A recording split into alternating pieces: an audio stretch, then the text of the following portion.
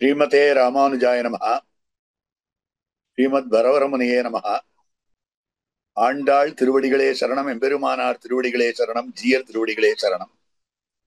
அல்லினாள் தாமரமேலாரண் அங்கி நின்துணவி மல்லினாடாண்ட மடமையில் மெல்லியலாள் ஆயர்குலவேந்த நாகத்தாள் தென் புதுவை வேயர் பயந்த விளக்கு.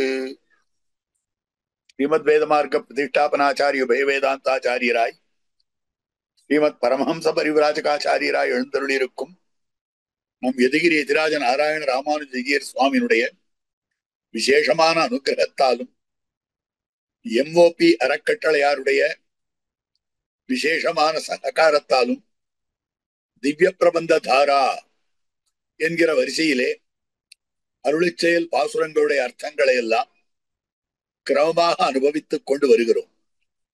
அந்த கிரமத்திலே இன்றைய தினம் அனுபவத்துக்கு விஷயமாய் அமைந்திருக்கக்கூடிய அருளிச்செயல் பதிகம் நாச்சியார் திருமொழியினுடைய வாரணமாயிரம் என்னும்படியான 6வது திருமொழியாக அமைந்திருக்கிறது. இது அதி விலட்சணமான திருமொழியாக அமைந்திருக்கிறது. ஸ்ரீ வைஷ்ணவ திருமாளிகைகளிலே நடைபெறும்படியான திருமண வைபவங்களிலே வைதிகர்களான அத்தியாபகர்களான சுவாமிகள் தாங்கள் எழுந்தருளியிருந்து சீர்பாடல் பாடும்படியான பிரகரணத்திலே இந்த வாரணமாயிரம் சேவிப்பது என்னும்படியான கிரமத்தை தொன்று தொட்டு இவர்கள் கொண்டிருக்கிறார்கள் நம் ஸ்ரீ வைஷ்ணவர்களான பெரியவர்கள்.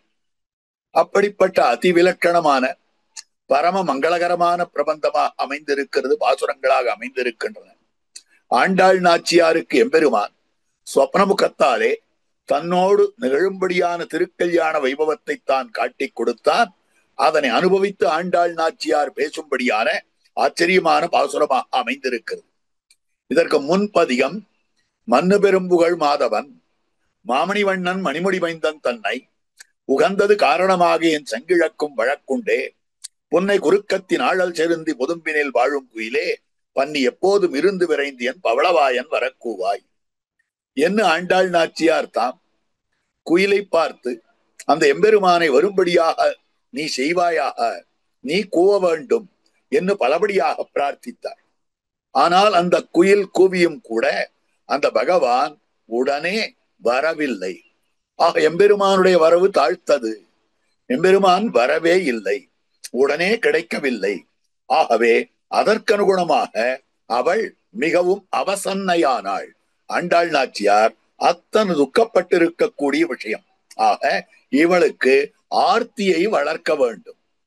இவ்வளவு ஆசையோடு ஆண்டாள் அழைக்கச்சே காமசமாசிரணம் பண்ணியிருக்கிறாள். சிற்றிலழைக்கும்படியான அந்த விசேஷமான அனுபவத்தை காட்டிக் கொடுத்திருக்கிறாள். அதே போல கோபிமார்களுடைய பாவனையிலே கோபிகா வஸ்திராபரணத்தை பாடியிருக்கிறாள். கூடல் இழைத்திருக்கிறாள். குயிலையும் அழைத்திருக்கிறாள். இத்தனை காரியங்கள் பண்ணியும் கூட எம்பெருமான் வரவில்லை அப்படின்னு காட்டினார்னால் என்னன்னா, ஆண்டாளுடைய ஆர்த்தியை அதிகரிக்க வேண்டும், ஆண்டாளுடைய வேட்கையை அதிகப்படுத்த வேண்டும் என்று எம்பெருமானுக்கு திருவுள்ளம். ஆண்டாளுக்கு வேட்கையை அதிகப்படுத்த வேண்டும்னா திருவாய்மொழியில ஒரு ஆச்சரியமான அனுபவம். எம்பெருமான ஆழ்வாருக்கு முதல் அடியிலேயே மயர்வர மதிநலம் அருளினான். அஞ்ஞான நிவர்த்தி பூர்வகமாக ஞான பிரதானத்தை எம்பெருமான் ஆழ்வாருக்கு முதலடியிலே பண்ணினான்.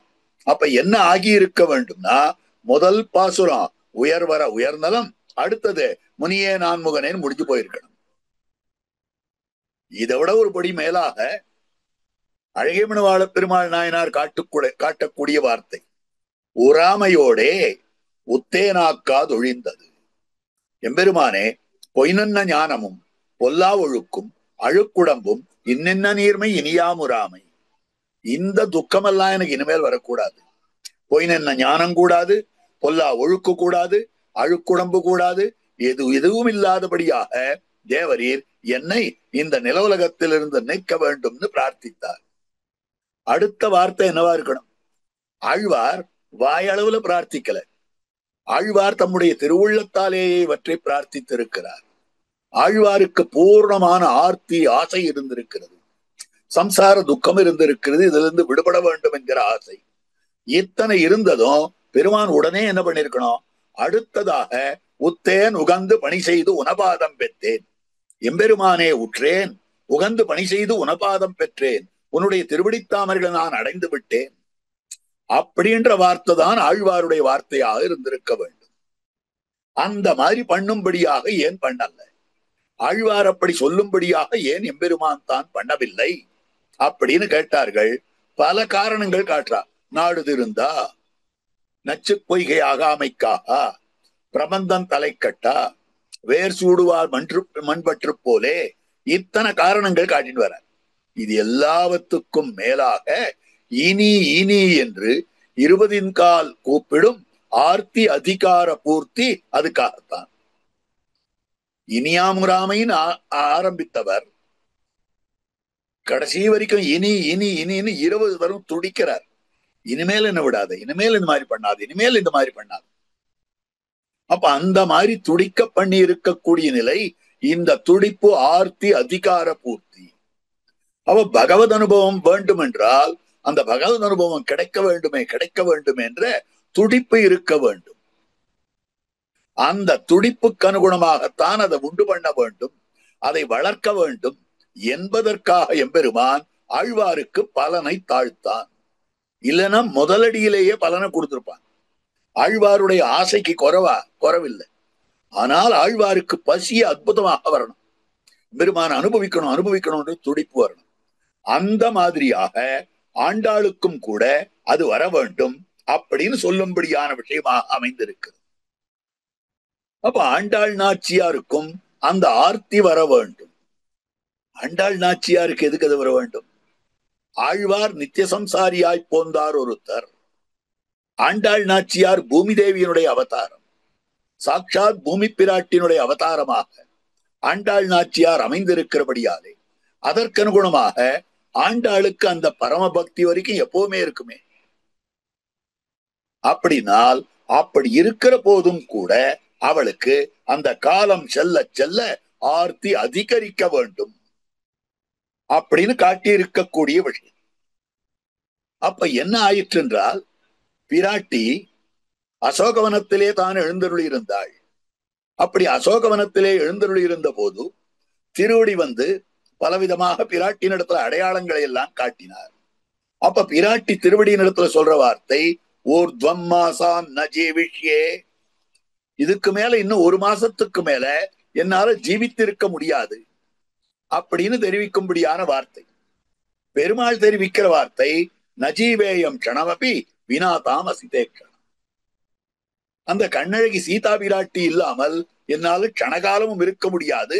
இது எம்பெருமான் தெரிவித்திருக்கக்கூடிய அற்புதமான வார்த்தை. ஆனால் முன்னடியாக சீதா பிராட்டி தான் தெரிவித்த வார்த்தை ஊர்த்வம் மாசான்ன ஜீவிஷ்யே, இன்னமும் 1 மாதத்திற்கு மேலே என்னாலே ஜீவித்திருக்க முடியாது அப்படின்னு சீதா பிராட்டி சொன்னார் போலே இங்க ஆண்டாள் நாச்சியார் ஒரு க்ஷணகாலமும் என்னாலே ஜீவித்திருக்க முடியாது அப்படின்னு சொல்லல. அப்போ அதுக்கு என்ன காரணம்னா, பிராட்டி 1 மாச காலம் ஜீவித்திருப்பாள்னு தெரியுது. ஆண்டாளால ஒரு க்ஷணகாலமும் ஜீவித்திருக்க முடியாதுன்னு சொல்றது கூட முடியல. அந்த மாதிரி ஆர்த்தி ஆண்டாளுக்கு விளைந்திருக்கக்கூடிய நிலை. அப்ப எம்பெருமான் பார்க்கிறான், என்ன பண்றான்னா, இனி இவளுக்கு காட்சி கொடுக்காவிட்டால், இவளுக்கு முகந்தராவிட்டால், இவளுக்கு சேவை சாதிக்காவிட்டால் இவள் தரிக்க மாட்டாளேன்னு தோணித்து. அப்ப ஆண்டாளை தரிக்கும்படியாக பண்ணணுமே. அதுக்கு என்ன வழின்னா, ஸ்வப்னத்திலே தான் விவாக மங்கள வைபவத்தை ஆண்டாள் நாச்சியாருக்கு காட்டி கொடுத்தழுகிறான். ஸ்வப்ன முகத்தாலே ஆண்டாள் நாச்சியாரை தான் திருக்கல்யாணம் பண்ணிக்கொள்ளும்படியான வைபவத்தை தான் காட்டியருளுகிறான். இங்கதான் ஆச்சரியமான விஷயம் காட்டக்கூடியது. பிராட்டி தான் தெரிவிக்கிறாள், அசோகவனத்தில் இருந்து கொண்டிருக்கிற போது சொப்னேபி யத்யஹம்பீரம் ராகவம் சகலக்மணம் பஷ்யேயம் எதி ஜீவேயம் சொப்னோபி மமமத்சரி. சொப்னத்திலேயாவது நான் லக்ஷ்மணனோடு கூட ராகவனான அந்த ராமபிரானை கண்டுவிட்டேனே, ஆனால் நான் சௌக்கியமா இருப்பேன், மனது தெளிவா இருப்பேன்.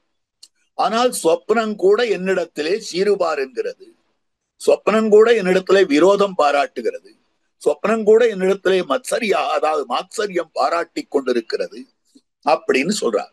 ஒரு ஆச்சரியமான ஸ்லோகம். பிராட்டி சொப்னத்திலேயாவது ராமனை பார்க்க வேண்டும். இந்த இடத்துல எல்லாரும் சொல்ற அர்த்தம், ராமனை பார்க்கவே முடியல, பார்க்கவே முடியல, ராமனை சேவிக்கல, பெருமாளை சேவிக்கல, பெருமாளை சொப்னத்திலேயாவது சேவிச்சா தேவையில்லையே அப்படின்னு ஆண்டாள் சீதா பிராட்டியார் தான் தெரிவிக்கிறாள் அப்படின்னு அர்த்தம். ஆனா இந்த இடத்துல பிராட்டியினுடைய முழு மங்களாசாசன பாவம் தெரிகிறது. நம் பூர்வாச்சாரியர்கள் அற்புதமாக காட்டி கொடுத்திருக்கிறார்கள். பிராட்டியினுடைய மங்களாசாசன பாவம் எங்க தெரியுது? சொப்னத்திலேயாவது ராமனை பார்க்கணும்னு ஆசைப்படுறேன்னு சொன்னா அதுல என்ன மங்களாசாசனம் இருக்கு அப்படின்னு கேட்டா நிச்சயம் மங்களாசாசனம். ஏன்னா ராமனை பார்க்கணும்னு மாத்திரம் பிராட்டி சொல்லல. ஸ்வப்னே பியத்யஹம் வீரம் ராகவம் சஹ லக்ஷ்மணம், லக்ஷ்மணனோடு கூடின ராகவனை. காரணம் என்னன்னா மாயமானாக மாரீச்சன் வந்தான். இந்த மாயமான துரத்தி கொண்டு ராமபிரான் போனான். அந்த மாயமானை ராமபிரான் அடிச்சுட்டான். அப்போ அந்த மாரீச்சனானவன் கதறினான், ஆசீதே ஆ லக்ஷ்மணான்னு. இது சீதா பிராட்டி லக்ஷ்மணன் இருவருடைய காதிலேயும் விழுந்தது.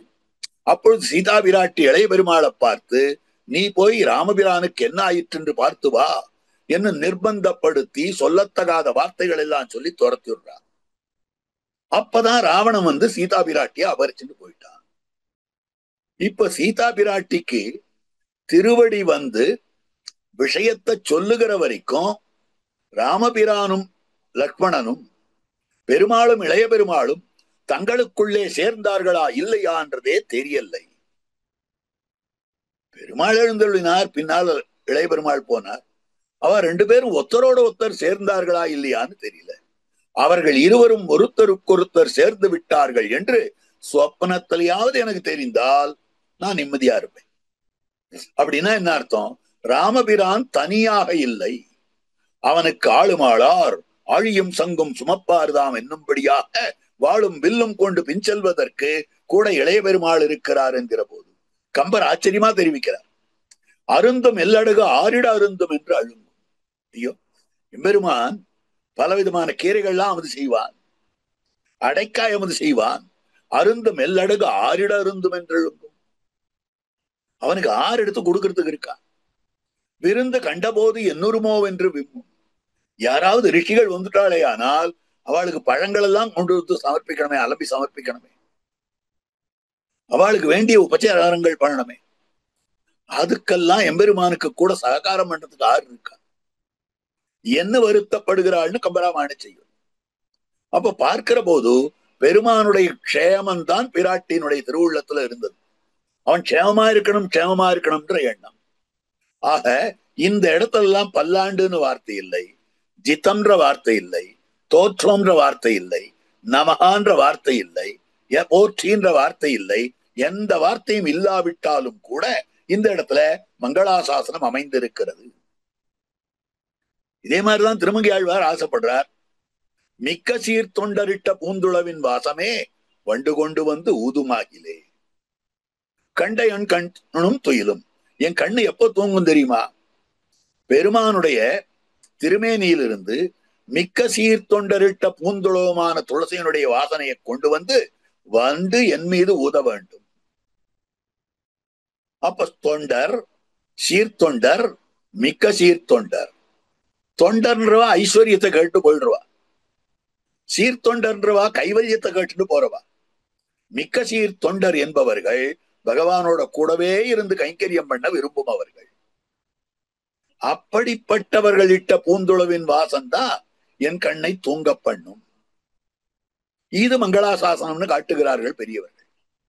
அதே மாதிரியாக இந்த இடத்திலேயும் கூட சொப்னத்திலேயாவது நான் ராகவனையும் சக லக்ஷ்மணம் இளைய பெருமாளோடு சேர்த்து பார்த்தேனேயானால் நான் தரிப்பேன் சொப்னோபி மம மத்சரி. இது பிராட்டியினுடைய வார்த்தை. அப்போ சொப்னத்திலே காட்டாவிட்டாலும் கூட சீதா பிராட்டிக்கு தரிக்கும்படியான பாங்கு இருந்தது.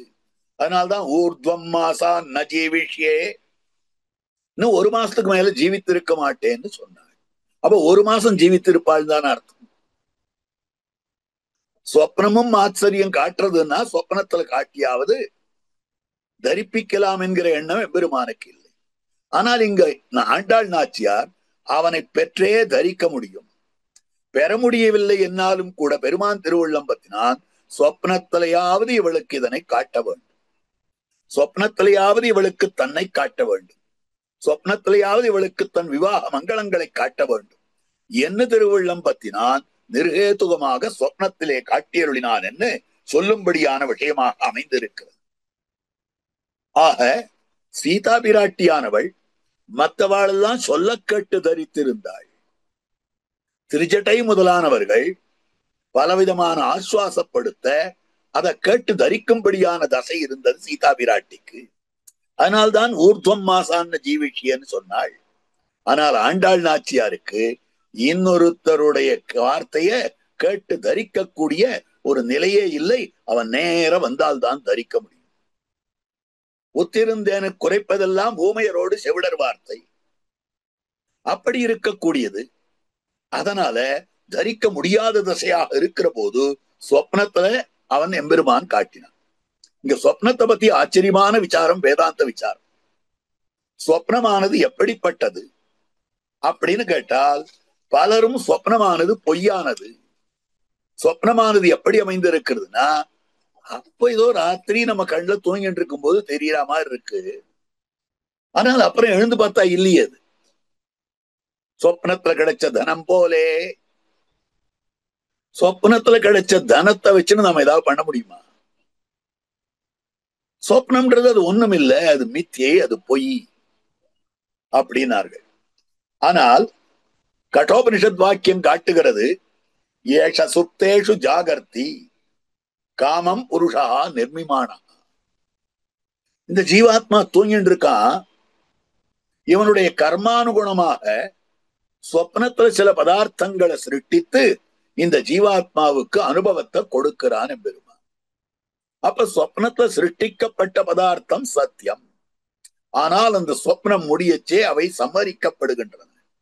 எப்படி இந்த பிரபஞ்சமானது சிருஷ்டி காலத்திலே சிருஷ்டிக்கப்பட்டு பிரளய காலத்திலே சம்ஹரிக்கப்பட்டு விடுகிறதோ அதே மாதிரியாக சொப்ன ஆரம்ப காலத்துல சிருஷ்டிக்கப்பட்டு சொப்ன முடியச்சே சம்ஹரிக்கப்பட்டு விடுகின்றன. இதனுடைய காலம், வாழ்நாள் காலம் அதிகம். சொப்னத்துல இருக்கக்கூடிய வஸ்துக்களுக்கு வாழ்நாள் காலம் குறைவு. அப்ப இதுவும் சத்தியம்தான், அதுவும் சத்தியம்தான். இது 100 வருஷம் இருக்குன்னா அது ஒரு வினாடி இருக்கு. அந்த ஒரு வினாடி சத்தியமாதான் இருக்கு. இந்த 100 வருஷம் இது சத்தியமாதான் இருக்கு. இப்படிதான் சொப்னமும் நம்முடைய சம்பிரதாயத்துல சத்தியம்னு காட்டப்பட்டு இருக்கிறது. அப்போ நமக்கெல்லாம் எம்பெருமான் சில அனுபவத்தை கொடுக்கணும்னு ஆசைப்படுறான். அதுக்கேத்த கர்மம் நாம பண்ணியிருக்கோம். உதாரணத்துக்கு ஒரு 5 நிமிஷ காலம் ஒருத்தன் இந்த தேசத்துக்கே ராஜாவாக இருக்கணும் அப்படின்ற அளவுக்கு, அந்த பாக்கியம் பெறுகிற அளவுக்கு புண்ணியம் பண்ணியிருக்கிறான். அவனுடைய புண்ணிய பலன் ஒரு 10 வருஷம், 20 வருஷம், 50 வருஷம் இருந்தால் அது இப்படியே இருக்கும். அப்படி இல்லாமல் ஒரு தேசத்துக்கு 5 நிமிஷம் 2 நிமிஷம் ராஜாவா இருக்கணும், அந்த ராஜசிம்மாசனத்துல உட்காரணும் அப்படின்னு ஒரு பாக்கியம் பண்ணியிருக்கிறான், ஒரு கர்மம் பண்ணியிருக்கிறான், புண்ணியம் பண்ணியிருக்கிறான். இப்ப அந்த புண்ணியம் பண்ணியிருக்கிறான் என்னால் அந்த புண்ணியத்துக்கு ஏற்ப இவன் ஒரு 2 நிமிஷம் ஒரு ராஜாவா எங்கேயும் இருக்க முடியாது. அப்ப பெருமான் இவனுக்காக மட்டுமே ஒரு ராஜ்யத்தை சிருஷ்டிக்கிறான், இவனுக்காக மட்டுமே இதுல பிரஜைகளை சிருஷ்டிக்கிறான். அந்த ராஜ்யத்துல இவன் அந்த 2 நிமிஷ காலத்துக்கு ராஜாவா உட்கார வைக்கிறான். அதற்கு பிறகு அந்த ராஜ்யத்தை அழித்து விடுகிறான். இவனும் ராஜ்யம் போய்விடுகிறது. அதுக்கப்புறம் இவன் தூங்கினவன் எழுந்திருக்கான், இவன் பழையபடி ஆகிறான். அதே மாதிரிதான் புலி துரத்துறா போல இருக்கக்கூடிய விஷயம்னா அதுவும் அப்படிதான் சிருஷ்டிக்கப்பட்டது. அதத்தான் ஏஷ சுப்தேஷு ஜாகர்த்தி காமம் காமம் புருஷா நிர்மிமானா என்று காட்டப்பட்டிருக்கக்கூடிய அற்புதமான விஷயம் காட்டப்படுகிறது.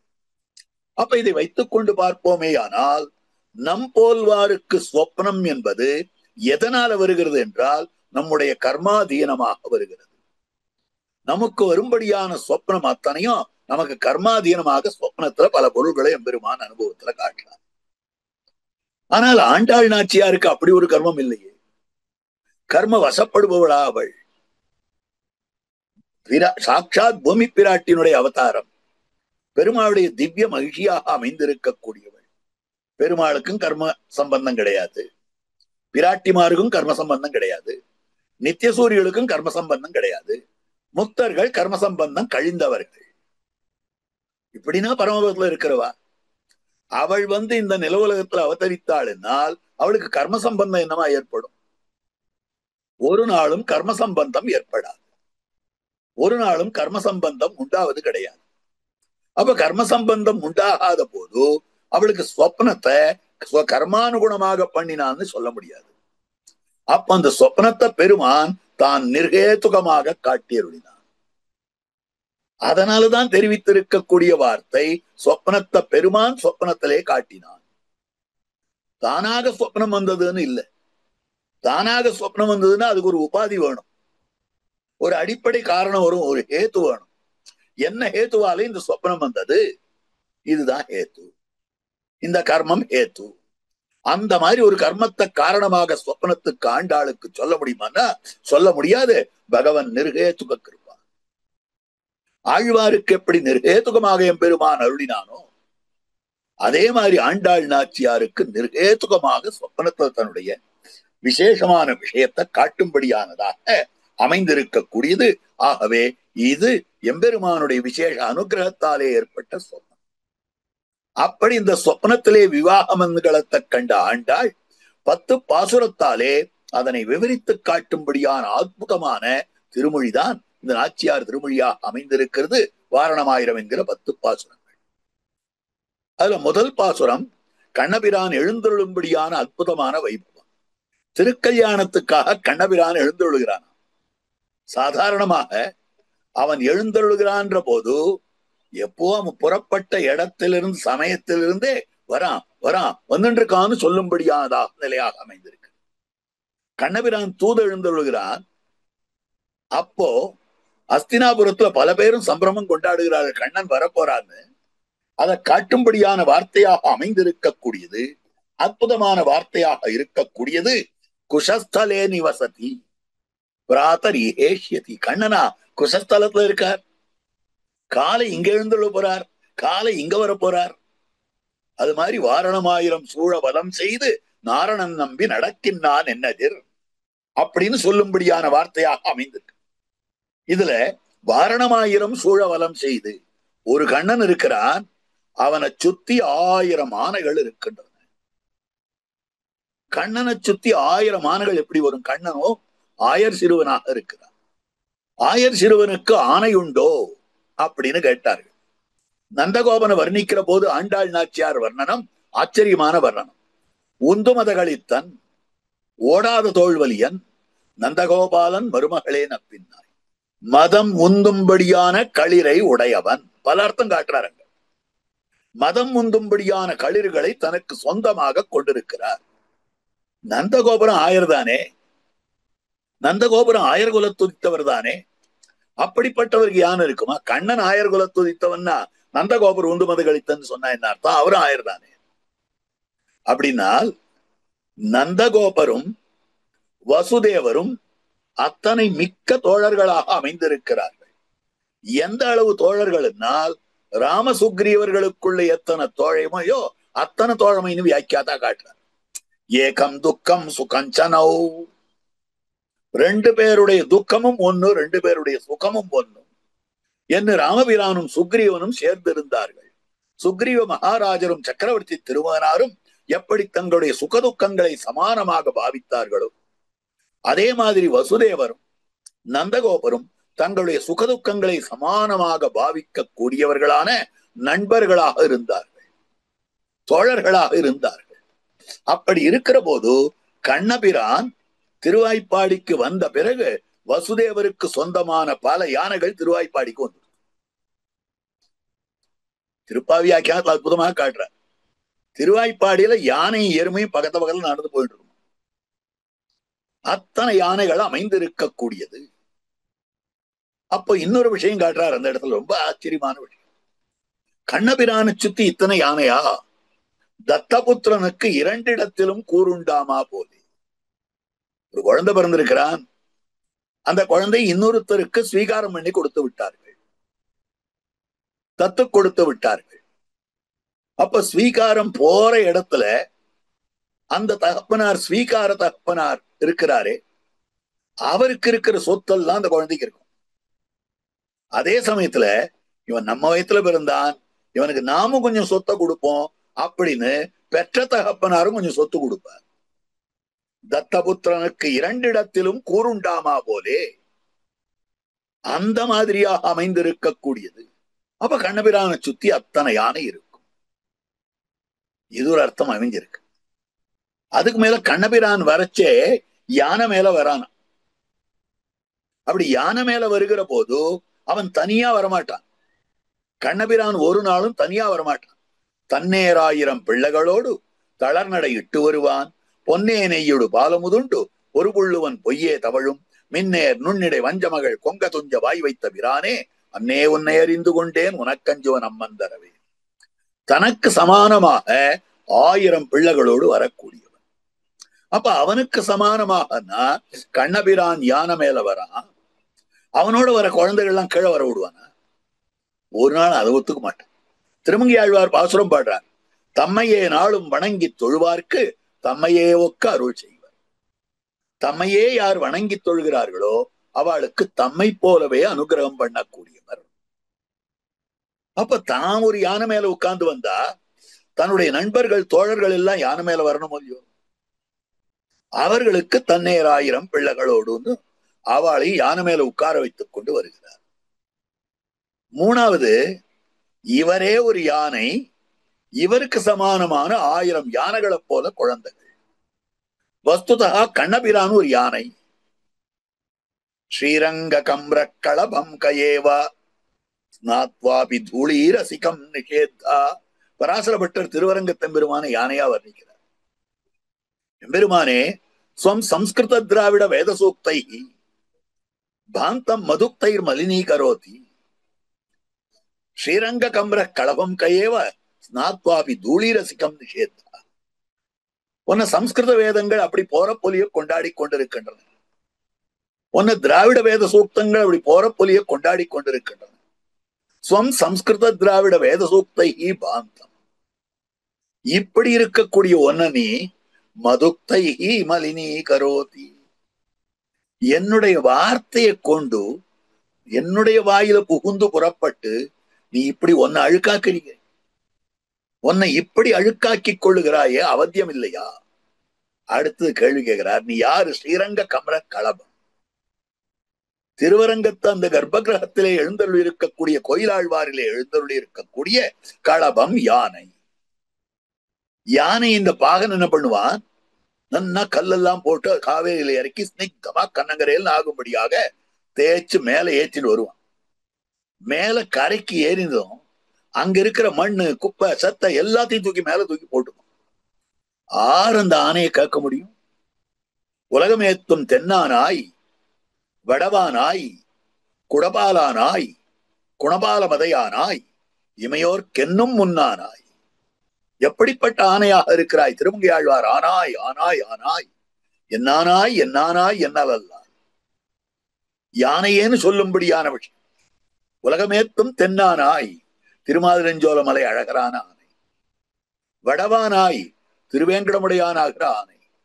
குடபாலானாய் மேலத்திக்கல் இருக்கிற திருவரங்கத்த பெருமானாகிற ஆணை. குணபால மதையானாய் திருக்கண்ணபுரம் சௌரி பெருமானான ஆணை. அல்லது மன்னனாரை சொல்லுகிறது நாதமுனிகள். அதாவது காட்டுமன்னார் கோவிலே இருக்கக்கூடிய வீரநாராயண பெருமாள். எப்படின்னு சொல்லலாம். இந்த மாதிரி யானையாக இருக்கக்கூடியவன் கண்ணபிரான் ஒரு யானை. அவன் தன்னையொக்க 1000 யானைகளோடு வருகிறான். வாரணமாயிரம் சூழ பலம் செய்து நாரணன் நம்பி நடக்கின்றான் என்னது. நாரணன் அப்படின்னு சொன்னா அவனுடைய மேன்மையெல்லாம் தெரியுது. நாரணன்னு சொன்னா நாராயண சப்தார்த்தம். அந்த நாராயண சப்தார்த்தத்தை குணபூர்த்தி உடையவனா இருக்கிறது என்று காட்டுகிறான். இந்த நாராயண சப்தத்துக்கு குணபூர்த்தி உடையவன் அர்த்தம். நாராயண சப்தம் புஸ்தகத்துல மாத்திரம்தான் பார்த்து கொண்டிருக்கிறோம். நாராயணன் என்கிற சப்தத்தினுடைய அர்த்தத்தை கேட்டே போந்தது, புத்தகத்தில் படித்தே போந்தது. நாராயணன்னா இது அர்த்தம் அப்படின்னா இல்ல இல்ல, நாராயணனை நேர பார்க்கலாம், அந்த குணபூர்த்திய நேர பார்க்கலாம். அவதார காலத்திலேதான் எம்பெருமானுடைய திருக்கல்யாண குணங்கள் அப்படி வெளிப்படுகின்றன. குணபரீவாகாத்மனாம் ஜன்மனாம் சங்கியா, குணத்தினுடைய வெளிப்பாடுதான் அந்த எம்பெருமானுடைய அவதாரங்கள். அப்ப நாரணன் நம்பி, நம்பினா கண்ணன் பெருமான சேவித்ததும் குணபூர்த்தி தெரியுது, அப்ப இவன் நாரணன் தெரியுது. இது ரெண்டுத்தையும் சேர்த்து வியாக்கியானம் பண்ணிருக்கார் பெரியவாச்சான் பிள்ளை. நாரணன் நம்பி நடக்கின்றான் என்னெதிர், பூரண பொற்குடம் வைத்து புறமெங்கும் நடக்கின்றான் என்னெதிர், அவன் நேர வரான். சாபாதபி சராதபி, அதாவது சாபத்தாலும் சரத்தாலும் சாபம் கொடுத்து ஒன்றை பெறலாம், சரத்தை கொண்டு ஒன்று பெறலாம். இதெல்லாம் விஸ்வாமித்திரர் பண்ணினவர். சாபத்தால பெற வேண்டும், இது சாபம் கொடுக்கிறார், சாபம் கொடுக்கிறேன், எனக்கு நீ இதை கொடுக்க மாட்டேன்றிய, அல்லது அம்பு சண்டை போடுறேன், சாபாதபி சராதபி அப்படின்னு சொல்லும்படியான விஷயம்.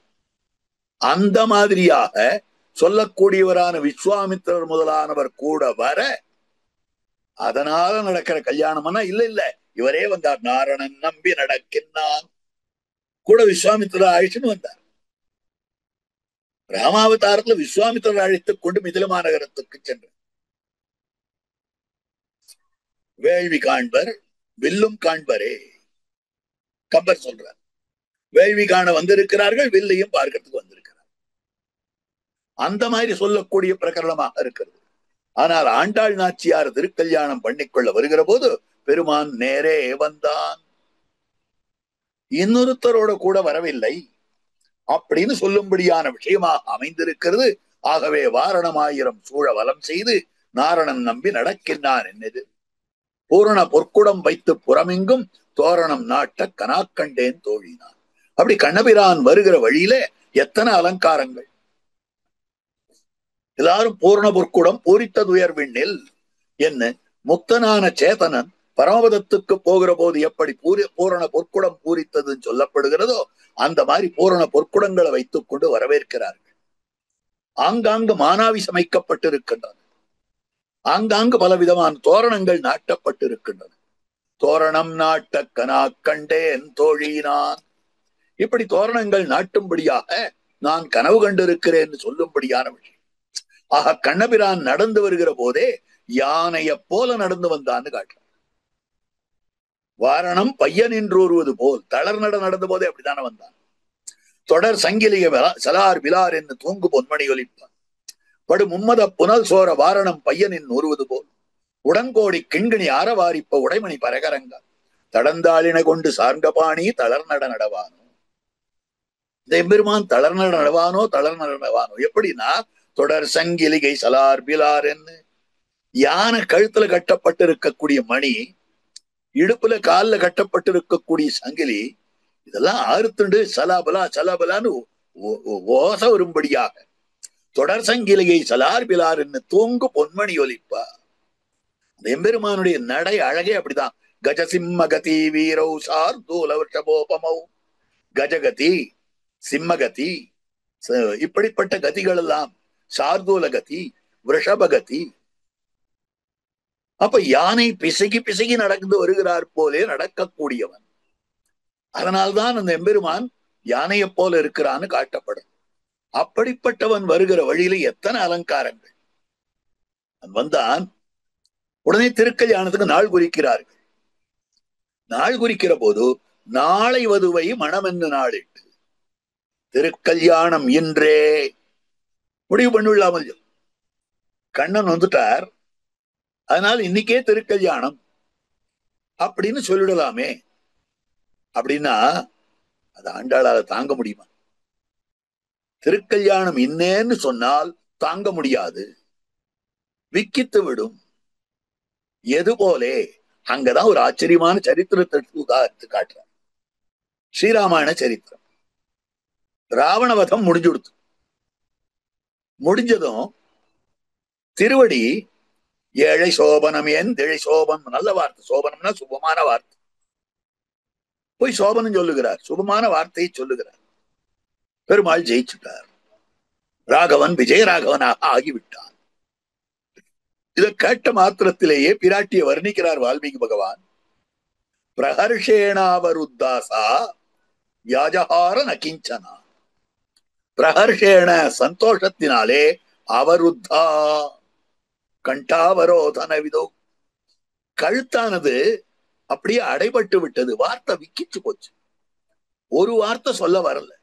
பிரஹர்ஷேணாவருத்தாசா வியாஜஹார நகிஞ்சனா. ஒன்னும் சொல்லலையே. கண்டம் அடைத்து போச்சே.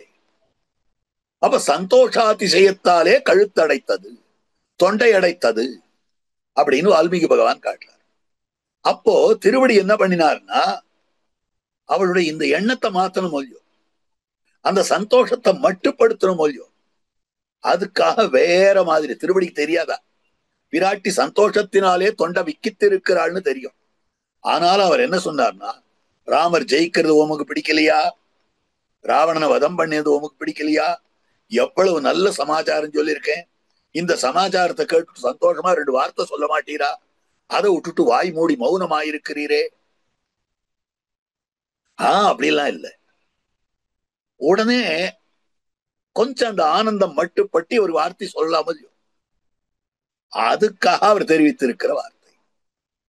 அந்த மாதிரியாக இந்த இடத்துல ஆண்டாள் நாச்சியாருக்கு இப்பவே கல்யாணம்னா தொண்டை விக்கித்து விடுமோ, என்ன பண்றதுன்னு ஒரு பரபரப்பு. அத ஒரு விதமாகவும் அனுபவிக்க முடியாது. அதனால என்ன சொன்னான்னா, சரி இன்னும் 1 மாசம் கழிச்சு கல்யாணம், இன்னும் 4 மாசம் கழிச்சு கல்யாணம். 4 மாசமா? அவ்வளவு நாள் பிரிஞ்சிருக்கணுமா? துக்கம். ஒன்னு ஆனந்தம் இந்த அளவுக்கு போயிடும், எல்லையை மீறிடும், அல்லது துக்கம் எல்லையை மீறிடும். ரெண்டும் எல்லையை மீறாமல் இருக்க வேணும்ன்றதுக்காக சாத்மிக்க போகம். அதுதான் நாளை வதுவை மனம் என்று நாடிட்டு. நாளை வதுவைனா இன்னைக்கே கல்யாணம் இல்ல, இன்னும் 1 வாரம் கழிச்சு, 10 நாள் கழிச்சு, 1 மாசம் கழிச்சு இல்ல, நாளை. அப்போ கல்யாணம்னு சந்தோஷம் படலாம், பரபரப்பும் இல்லாத இருக்கும். இது எம்பெருமான் பண்ணக்கூடிய சாத்மிய போக பிரதத்துவம். அடியவர்களுக்கு பகவான் தன் அனுபவத்தை கொடுக்கிற போது சாத்மிக்க கொடுக்கிறார். இவையும் அவையும்னு ஒரு திருவாய்மொழி, ஆழ்வாருடைய பாசுரம் முதல் 10 வரும்படியானது. எம்பெருமான் ஆழ்வாருடைய உச்சியில வரணும்னு ஆசைப்பட்டான். திடீர்னு ஆழ்வாருடைய உச்சியில எம்பெருமான் எழுந்தொழி விட்டால் ஆழ்வாரால தாங்க முடியுமோ? அதை ஒரு நாளும் தாங்க முடியாது. அதனால முதல்ல ஆழ்வாருக்கு பெருமான் சுத்தி வந்து கொஞ்சம் பொறுத்து கொள்ளும்படியாக பண்ணினான், அந்த ஆனந்தத்தை தாங்கும்படியாக பண்ணினான். இவையும் அவையும் இவரும் அவரும் வரும், எவையும் எவரும் தன்னுள்ளே ஆகியும் ஆக்கியும் காக்கும் அவையுள் தனிமுதலம்மான் கண்ணபிரான் என்னமுதன் சுவையன் திருவின் மணாளன் என்னுடைய சூழலுளானே. ஆழ்வார சுத்தி வந்தான். அது கொஞ்சம் ஆழ்வாரால தாங்கிக்க முடிஞ்சது. அடுத்து ஆழ்வார் பக்கத்துல வந்துட்டான், என் அருகலிலானே. அதுக்கப்புறம் ஆழ்வார் மடியில உட்கார்ந்துட்டான், என்னொக்கலையானே. ஆழ்வார் இடுப்புல வந்து உட்கார்ந்துட்டான். அதுக்கப்புறம் ஆழ்வாருடைய திருவுள்ளத்துல வந்தான், நெஞ்சில் உளானே, நாவினுளானே. ஆழ்வாருடைய நாக்கில வந்து உட்கார்ந்து கொண்டான். என் கண்ணினுளானே, என் நெத்தியுளானே, மத்தை அமரருமெல்லாம் வந்தெனது உச்சியுளானே. நெத்தியுள் நின் நன்னையாளும் நிறைமலர் பாதங்கள் சூடி கத்தை துழாய் முடிக்கோல கண்ணபிரானை தொழுவார். ஒத்தை பிறையணிந்தானும் நான்முகனும் இந்திரனும் மத்தை அமரரும் எல்லாம் வந்தனது உச்சியுளானே. அப்ப உச்சிக்கு வந்து விட்டான் பெருமான். அப்ப அந்த உச்சிக்கு வரத்துக்கு எவ்வளவு பண்ண வேண்டியிருந்தது? இந்த அனுபவத்தை பொறுக்க கொடுக்க வேண்டியிருந்தது. அதுதான் காட்டப்படுது. ஆழ்வார் காட்டுறார், பெருமாள் இப்படிதான் அனுபவத்தை கொடுக்கிறார். ஆற்ற நல்ல வகை காட்டும் அம்மான். நாம் அவனை அனுபவிப்பதற்கு எப்படியெல்லாம் பாங்காக இருக்க முடியுமோ அந்த மாதிரி வகை காட்டுகிறார்.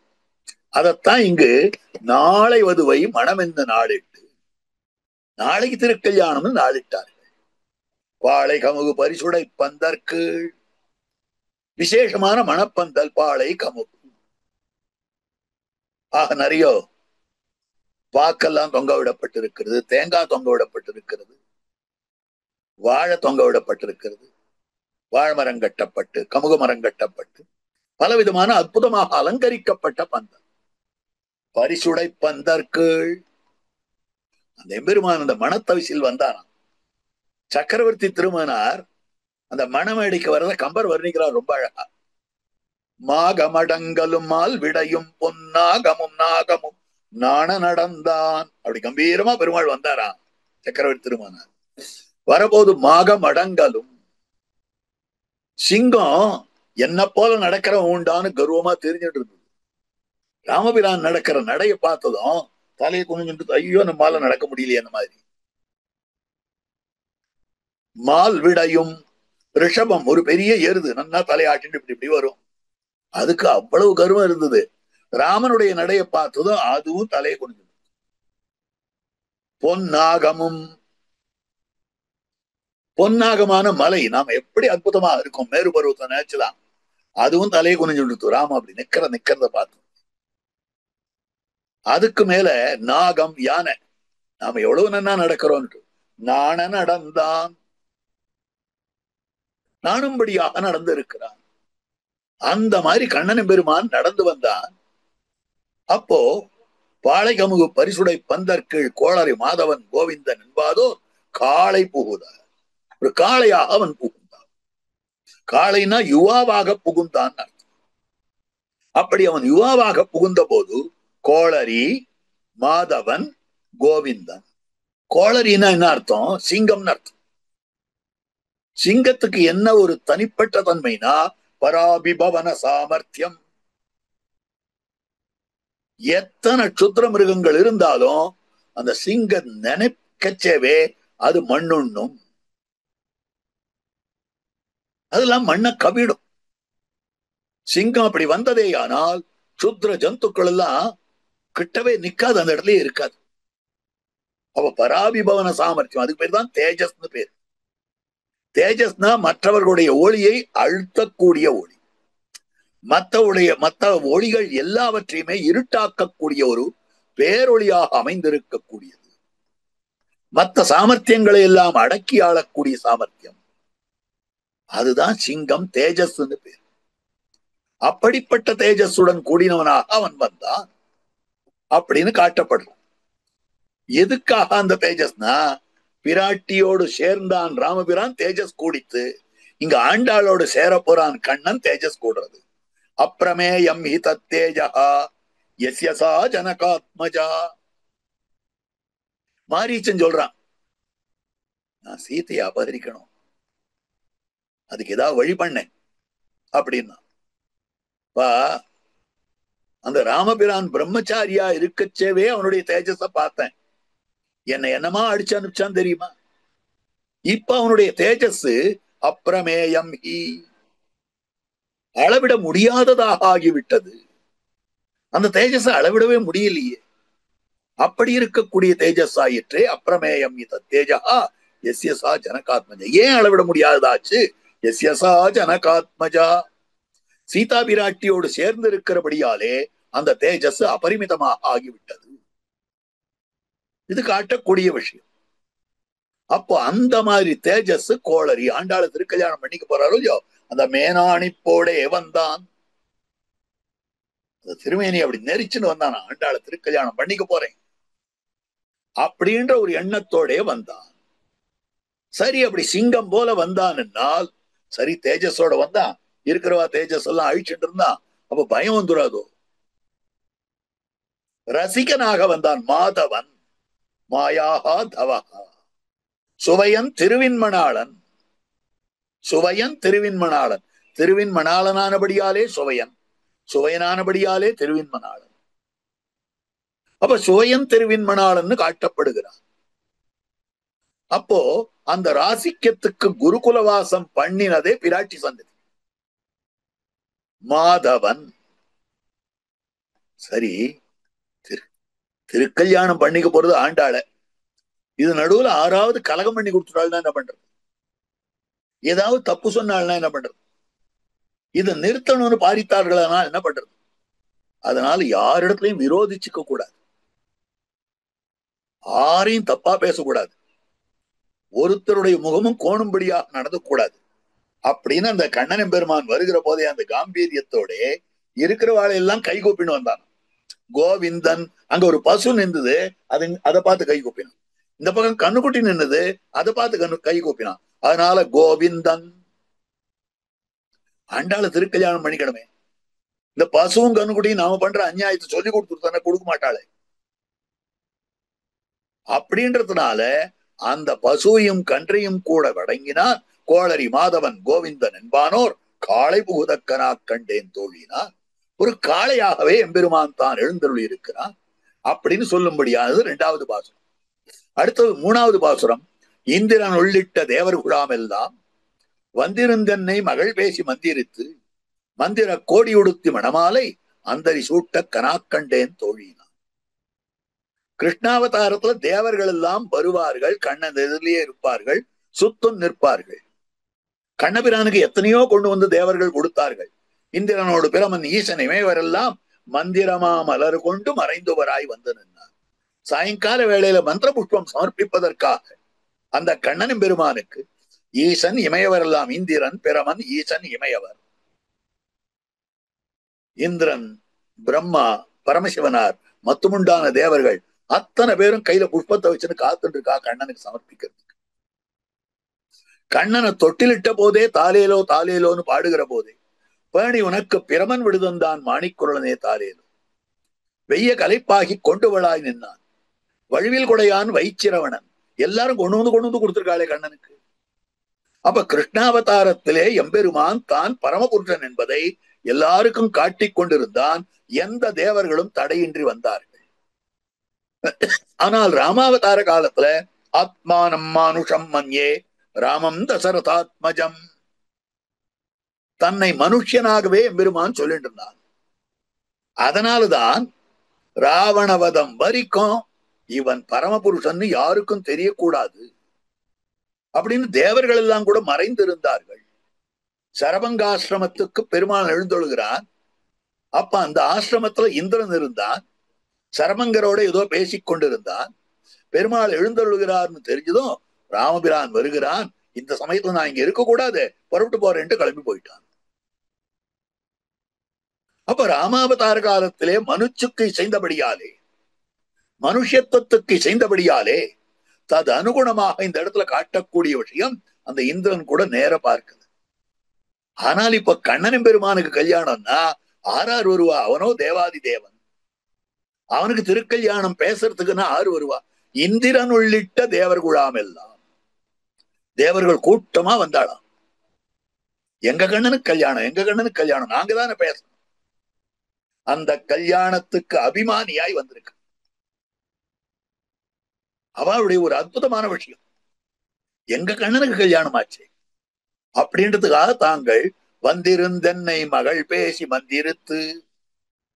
அவ வந்தா என்னென்ன பேசணும், அவளுக்கு என்ன பண்ணணும், இவாளுக்கு என்ன பண்ணணும், உங்களுக்கு நாங்க என்ன பண்ணணும், நீங்க எனக்கு என்ன பண்ணுவோங்க, இந்த பேச்செல்லாம் அன்னைக்கே இருந்தது. ஆறாருக்கு என்னென்ன வேண்டுமோ உபய வர்க்கத்திலே இருக்கக்கூடியவர்களுக்கும் ஆறார் எப்படியெல்லாம் இதை நடத்தணும்னு பேசிக்கணும். அதுக்காக பேசும்படியான விஷயம் வந்திருந்தென்னை மகள் பேசி மந்திரித்து.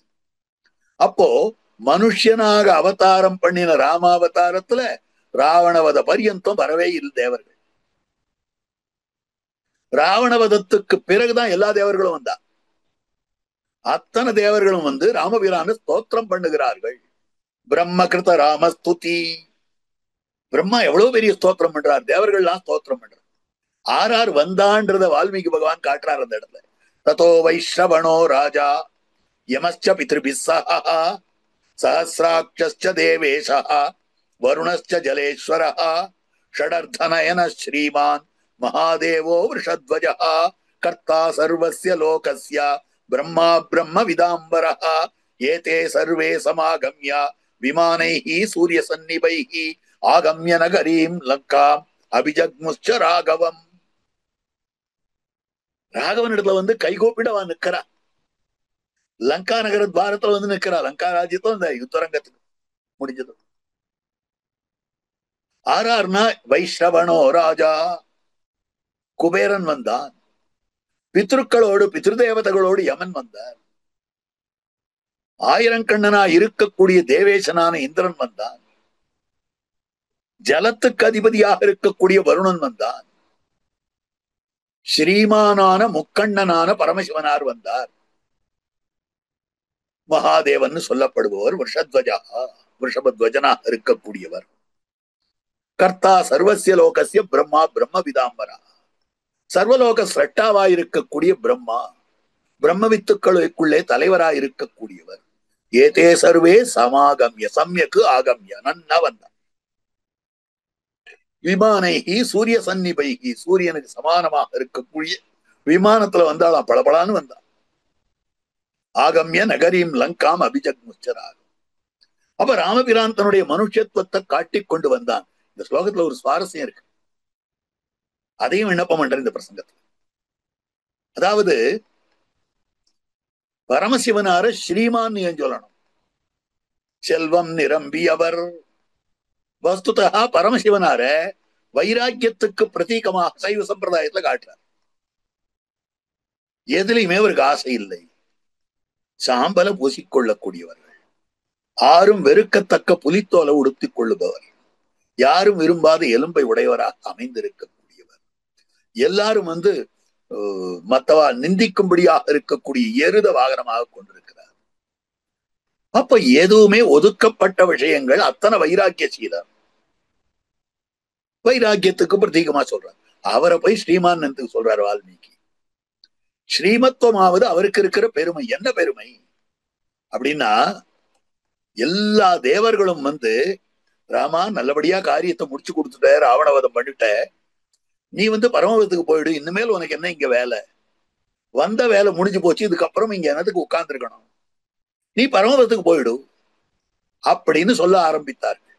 அப்ப அவ அத்தனை பேரையும் தடுத்து இவர் ஊரை விட்டு புறப்பட்டு வரபோது கௌசல்யா எவ்வளவு அழுதா, அதுக்கு மேல இந்த சித்திரக்கூட பரிசரத்துல வந்த போது பரதாழ்வான் முதலான ஊர் ஜனங்கள் அத்தனை பேரும் எவ்வளவு அழுதுருக்கா, பிரஜைகள்லாம் எவ்வளவு அழுதுது. விட்டுட்டு போனாலும் வள்ளல் வனம் போனான் என்ற மாற்றத்தால் ஆவு மழுத அன்று என்ற கன்று மழுத, கிள்ளையோடு பூவை எழுத, கிளர் மாடத்து உள்ளுரையும் பூசை எழுத, எல்லாரும் எவ்வளவு திருவுள்ளம் எதும்பிருப்பார். அவ அத்தனை பேரையும் ராமா நீ போய் உன் ஈரக்கையால தடவு, உன்னை பிரிஞ்ச பிரிவினாலே பட்ட துக்கமெல்லாம் போம்படியாக நன்னா தடவி கொடுத்துட்டு அவளை துக்கத்தை ஆத்திட்டு அப்புறம் பரமபதம் போ அப்படின்னாரு. எவ்வளவு நல்ல இருந்தது. அதனால ஸ்ரீமான் ஷடர்தனயன ஸ்ரீமான். இத்தனை தேவர்களும் ராமாவதாரத்துல முன்னால உட்கார்ந்து இருந்தார்கள். ஆனால் கிருஷ்ண முன்னால அப்புறம் வந்தார்கள். ராவணவதம் வரைக்கும் வரல. ஆனால் கிருஷ்ணாவதாரத்துல அவதார காலம் தொடங்கிய தேவர்கள் ஆய்ப்பாடி நிறைய புகுந்து எண்டி குழலூதரார்னா அவியுணா மறந்து வானவர் எல்லாம் ஆயர்பாடி நிறைய புகுந்தீண்டி செவியுணாவின் சுவை கொண்டு மகிழ்ந்து கோவிந்தனை தொடர்ந்து என்னும் விடாரே. திருவாய்ப்பாடியில சுத்தி சுத்தி வந்துட்டு இருந்தாளே. அப்ப அவன்னா கண்ணனுக்கு கல்யாணம் பேசுறதுக்கு வருவா. இந்திரன் உள்ளிட்ட தேவர் குழாம் எல்லாம் மந்திருந்தன்னை மகள் பேச்சு மந்திரிந்து. அதுக்கு மேல சொல்ற வார்த்தை மந்திர கோடி உடுத்தி மணமாலை அந்தரி சூட்டக்கனா கண்டேன் தோழினான். ஒரு பெண்ணுக்கு நாத்தனாராய் இருக்கக்கூடியவள் தான் மந்திர மாசத்தை உடுத்துவதுன்னு சொல்லுவார். இந்த நாத்தனார் தான் அதுக்குண்டானதான திருமணத்துக்குண்டானதான அந்த புடவையை உடுத்தி விடுறது. இது ஸ்ரீ வைஷ்ணவ திருமாளி கல்யாணங்கள்ல ரொம்ப விசேஷமாக உண்டு. அந்த புடவை எடுத்து கொடுக்க, அதை அவள் சேவித்து விட்டு வாங்கி கொண்டு அழைத்து சென்று, அப்போ அந்த புடவையை உடுத்துற போதும் கூட கல்யாணங்கள்ல நம்முடைய சம்பிரதாயத்துல எப்படி வழக்கம்னா வாரணமாயிரம் சொல்லிக்கொண்டே உடுத்துவார்கள். இந்த வாரணமாயிரம் 10 பாட்டை சொல்லிண்டே உடுத்தணும். அது ஒரு மங்களகரமான காரியம். அதெல்லாம் ஒரு அற்புதமான சடங்குகள். அது அவசியம் பண்ணியே தீர வேண்டியது. அப்போ உடுத்தறதுக்காகவாவது ஒரு பொண்ணு வாரணமாயிரம் கத்துக்கணும். எல்லாருக்கும் வாரணமாயிரம் தெரிஞ்சிடும் பெண்களுக்கெல்லாம். அந்த மாதிரி மந்திர கோடி உடுத்தி மணமாலை அந்தரி சூட்ட கனாக்கண்டன். யார் சூட்டினா? ஆண்டாளுக்கு நாத்தனார் யாரு? கிருஷ்ணாவதாரத்திலே விஷ்ணு துர்க்கையானவள் மேல தூக்கி எறியப்பட்டாள். அந்தரத்திலே எரியப்பட்டவளானபடியாலே அந்தரின்னு பேரு. அந்தரி, தமிழ அந்தரின்னு சொல்லு. அந்தரி சூட்ட கனாக்கண்டேன் தோழினா. சரி, இந்த திருக்கல்யாணத்துக்கு பல இடங்கள்ல இருந்து தீர்த்தம் வரணும். ராம பட்டாபிஷேகத்துக்கு பல இடங்களில் இருந்து தீர்த்தம் வந்தது, பல சமுத்திரங்களில் இருந்து வந்தது, பல புண்ணிய நதிகளில் இருந்து வந்தது. அந்த மாதிரி 4 திசை தீர்த்தம் கொணர்ந்து நனி நல்கி, 4 திசைகளில் இருந்தும் தீர்த்தம் கொணர்ந்து நனி நல்கி நல்ல தீர்த்தத்தை கொண்டு வந்தார்கள்.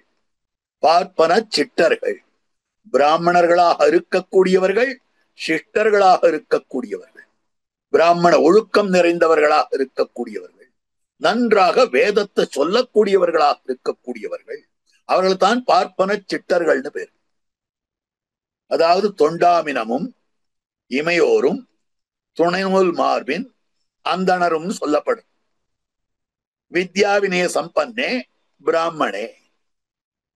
அப்போ அந்த ஜன்மத்துல பிறந்து ஒரு சாதாரண அனுஷ்டானத்தோட, அடிப்படை அனுஷ்டானத்தோட இருக்கிறவா அவ பிராமணர்கள், அவர்கள் பார்ப்பனர்கள். அடிப்படை அனுஷ்டானத்தோடு சேர்த்து பிராமணர்களுக்குன்னு விசேஷ அனுஷ்டானங்கள் இருக்கின்றனவே, சிறப்பான அனுஷ்டானங்கள். அந்த சிறப்பான அனுஷ்டானங்கள் பூர்ணமாக வேதத்தை நிர்வகிக்க வல்ல சாமர்த்தியம், யாக யஜ்ஞாதிகள் பண்ண வல்ல சாமர்த்தியம், நித்யாக்னிஹோத்ரியா இருக்கக்கூடிய சாமர்த்தியம், இவெல்லாம் பார்ப்பன சிட்டர்கள். ஆக பார்ப்பனர்கள் அடிப்படை பிராமண அனுஷ்டானத்தோடு கூடி இருக்கக்கூடிய, ஆக அந்த ஜாதியிலே அவதரித்தவர்களாக இருக்கக்கூடியவர்கள் பார்ப்பன சிட்டர்கள். அப்படின்னு சொன்னால் அதற்குண்டானதான ஒழுக்கங்களை ஒண்ணு விடாமல் செய்யக்கூடியவர்கள் அப்படின்னு சொல்லக்கூடியதா இருக்கிறது. ஆகவே பார்ப்பன சிட்டர்கள் பல்லார் எடுத்தேத்தி, அவர்கள் தாங்கள் வேத மந்திரங்களை எல்லாம் உதாத்தம், ஹ்ரஸ்வம், தீர்க்கம் எல்லாவற்றையும் ஒன்று விடாம, உதாத்தம் அனுதாத்தம், எந்த இடத்துல உறக்க சொல்லணுமோ, எந்த மந்திரத்தை உறக்க சொல்லணுமோ, மங்களகரமாக வரக்கூடிய இடங்கள் எல்லாம் வேதபாராயணம் பண்ணக்கூடியவர்கள் உரத்த ஸ்வரத்தை சொல்லுவார்கள். சிலதெல்லாம் தாழ்ந்த ஸ்வரத்துல சொல்ல வேண்டியது. ஆக பல்லார் எடுத்தேத்தி பூப்புனை கண்ணி புனிதனோடு தன்னை காப்பு நான் கட்ட கனாக்கண்டேன் தோழினான். அப்பதான் ரட்சாபந்தனம். ரட்சாபந்தனம் என்பது இந்த திருக்கல்யாண வைபவம் முழுவதும் நன்றாக முடிய வேண்டும் என்பதற்காக ஒரு ரட்சை, ஒரு காவல், காவலுக்காக கட்டப்படும்படியான கங்கணம் ரட்சாபந்தனம். யாரோட ரட்சாபந்தனம் பண்ணப்பட்டதுன்னா புனிதனோடு. கண்ணபிரானை புனிதன்னு விவகரிக்கிறார்கள். புனிதன்னா என்ன சுவாமி அர்த்தம்? என்ன புனிதத்தன்மை வந்துடுச்சு அப்படின்னா, கண்ணபிரான் ஆயர் குலத்திலே உதித்தவன். நாம பெரியாழ்வார் பெண் பிள்ளையை திருக்கல்யாணம் பண்ணிக்க போறோம். பெரியாழ்வாரோ பிராமணோத்தமராய் இருக்கக்கூடியவர். அப்ப அனுஷ்டானம் இல்லாமல் இருந்தா தப்பாச்சே, கண்ணனுக்கு தோணித்தான். அதனால் அவர் என்ன பண்ணி இருக்கிறார் என்னால், தான் அன்றைய தினம் தீர்த்தமாடி விட்டு வந்தார். என்ன சுவாமி தீர்த்தமாடினா புனிதனா அப்படின்னு கேட்டா, கண்ணபிரானுக்கு தீர்த்தமாடுறதே வழக்கம் கிடையாது. கோபிமார்கள் எப்படிப்பட்டவர்கள்னா, தலையிருக்க உடம்பு குளிக்கும் அவர்கள், உடம்பு இருக்க தலை குளிக்கும் அவர்கள். ஆக போன திருக்கார்த்திகைக்கு நான் தலை குளிச்சுட்டேன், இந்த திருக்கார்த்திகைக்கு உடம்பு மாத்திரம் குளிப்பேன், அடுத்த திருக்கார்த்திகைக்கு தலை மாத்திரம் குளிப்பேன். இப்படி இருக்கக்கூடியவர்கள் சரீர சுத்தி இல்லை. ஆனா கண்ணன் பெருமா அதுவும் பண்ண மாட்டான், குளியிலே கிடையாது. அவனை குளிக்கிறதுக்கு என்ன பாடுபட்டா, அவனை ஸ்நானம் பண்ண வைப்பதற்கு மஞ்சனமாட நீவாராய், மஞ்சனமாட நீவாராய், இந்த திவ்ய பிரபந்த தாரையிலேயே அனுபவித்து இருக்கிறோமே. கடைசியில பெரிய பிரம்மாஸ்திரம் விட்டுன்னு அழைக்கிறா. நப்பின்னை காணில் சிரிக்கும். யோ, உன்னை கல்யாணம் பண்ணிக்க போற பொண்ணு உன்னை அழுக்கு பையன்னு சொல்லுவா, அவ சிரிப்பா, பரிகாசம் பண்ணுவா. அப்படின்னு சொன்ன பிற்பாடுதானே கண்ணன் பெருமான் தான் குளிக்கிறதுக்கு வந்தான், ஸ்நானம் பண்ண வந்தான். ஆண்டாளு திருக்கல்யாணம் பண்ணிக்க போறான்னுச்சே, உடனே அன்னைய தினத்துல புதுசா குளிச்சுட்டு தலையெல்லாம் முடிஞ்சுண்டு தலையை ஆற போட்டுண்டு அப்படி வந்தானா, புனிதனாக வந்தான். பூப்புனை கண்ணி புனிதனோடு தன்னை காப்பு நான் கட்ட கனாக்கண்டேன் தோழினான். அடுத்தது 5வது பாசுரம். கதிரொளி தீபம் கலசமுடனேந்தி சதிரள மங்கையர்தாம் வந்தெதிர்கொள்ள மதுரையார் மன்னன் அடிநிலை தொட்டெங்கும் அதிரப்புகுத கனாக்கண்டேன் தோழினான். கதிரொளி தீபம் கலசமுடன் ஏந்தி, அந்த கலசத்தை ஏந்தி கொண்டு வருகிறார்கள். கதிரொளி தீபம் கலசமுடன் ஏந்தி சதிரள மங்கையர், மதிமுகமடந்தயர் ஏன் தினர் வந்தே. பரமத்துக்கு போகிற போது இந்த ஜீவாத்மாவை அவரவர்கள் தாங்கள் வரவேற்கிற போது கையில அற்புதமாக கலசங்களை எல்லாம் ஏந்தி கொண்டு வரவேற்கிறார்கள் மதிமுகமடந்தையர். கதிரொளி தீபம் திருவிளக்கை ஏந்தி கொண்டிருக்கிறார்கள். அது மாதிரியாக கதிரொளி தீபம் கலசமுடன் ஏந்தி சதிரள மங்கையர்தாம் வந்தெதிர்கொள்ள. இங்கு கண்ணனும் பெருமானையும் வரவேற்பதற்காக அந்த மாதிரி அமைந்திருக்கிறார்கள்.